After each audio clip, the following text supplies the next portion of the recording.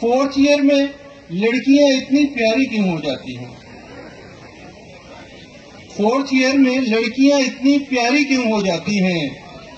10-12 तो ठीक है, लेकिन सारी क्यों हो जाती हैं?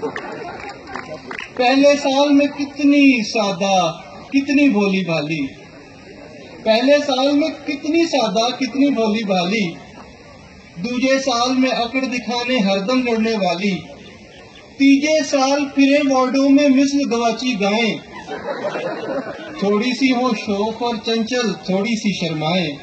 फोर्थ ईयर में डाकू और हथियारी क्यों हो जाती हैं? फोर्थ ईयर में लड़कियां इतनी प्यारी क्यों हो जाती हैं? और फाइनल ईयर में लागर और बेचारी क्यों हो जाती हैं? किताबें उठा के फाइनल ईयर में लागर और बेचारी क्यों हो जाती हैं? फोर्थ ईयर में लड़कियां इतनी प्यारी क्यों हो जाती हैं? बहुत शुक्रिया।